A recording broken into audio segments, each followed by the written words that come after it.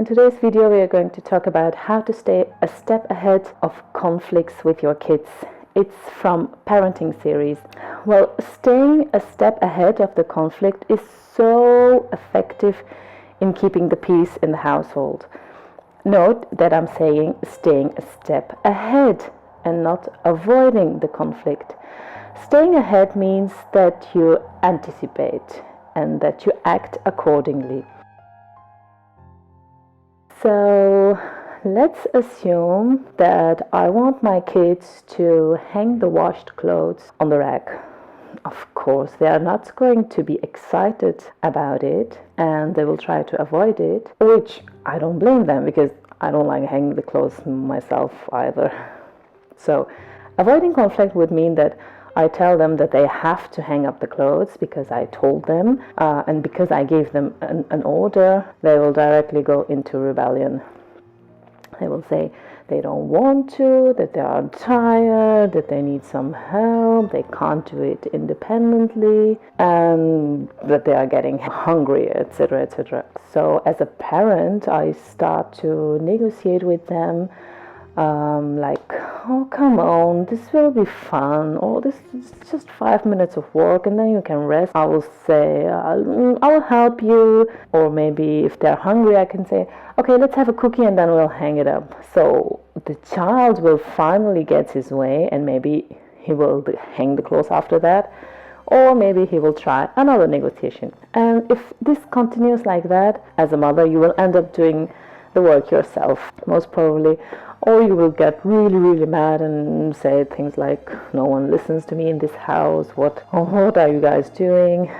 In both cases, you try to avoid inevitably, but couldn't. I believe that if I approach my kids like that, they learn very fast that if our mom says something to do, I have to find an excuse so that I can delay the task that I don't want to do. I think if I act like that, I think I'm giving them the message or I'm laying the seed for laziness or procrastination.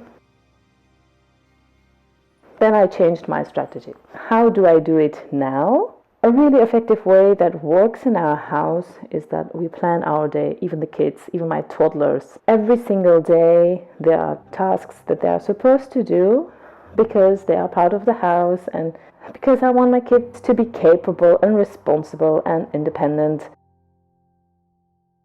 And there are these tasks that they will do every single day, like, for example, emptying the dishwasher, putting away their toys, cleaning up the table, setting the table. I believe this is not a task.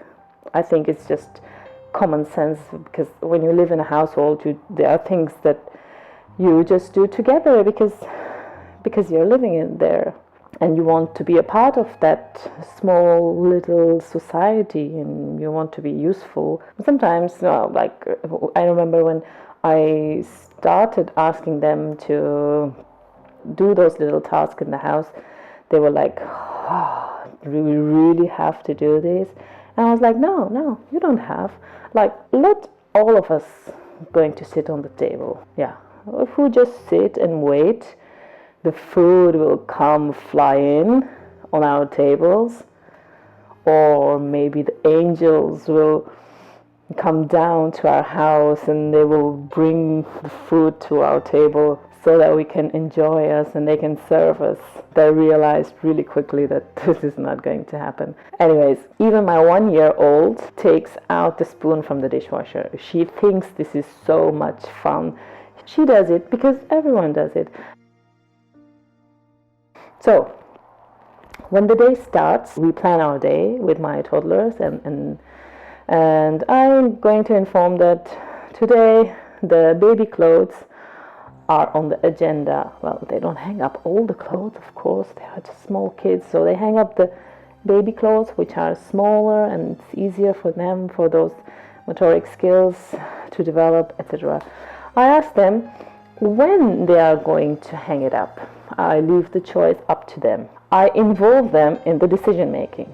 It's up to them to decide when they want to do it. Let's assume that they say, we will hang it up after lunch. It's okay for me.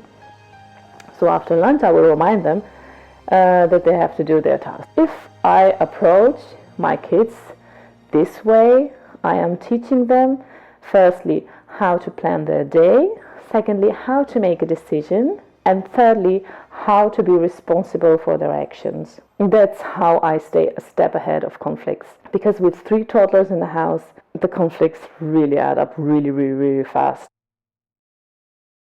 Now, sometimes conflicts cannot be avoided. Let's assume that my kids say, well, we'll hang it up after our screen time. Well, for me it's okay because, hey, so after screen time, I remind them that they still have to do the task. Now you already see it coming. If my kids say they're going to hang up the clothes after screen time, you're right.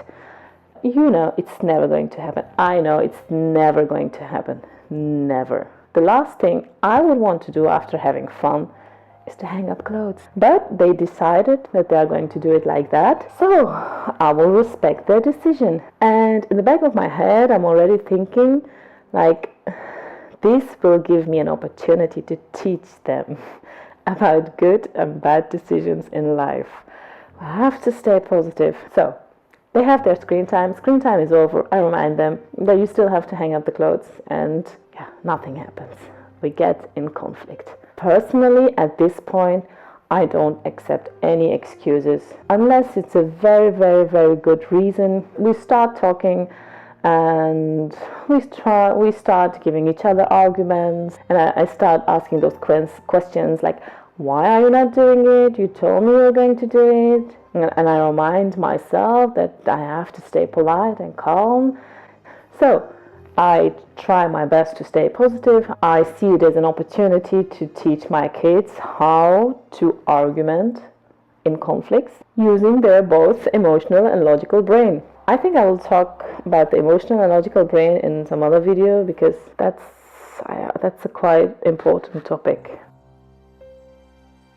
So sometimes I have to admit I can be really cruel during conflicts, and I can teach them things and we get over this and things get done and we have learned many things. But sometimes I'm just not in the mood for a conflict. And somehow my kids notice and they plan, like, let's test today what the limit of our mother is. And those are the days that I just let it go.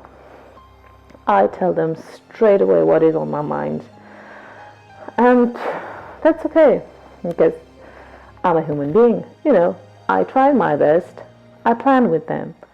I negotiated with them. I tried to make them responsible. I tried argumenting with them. And if it still goes wrong, well, then it was meant to go wrong. At least I know I tried. And I know that if you have watched this video till now, I'm sure that you try really hard with your kids too. So keep up the good work.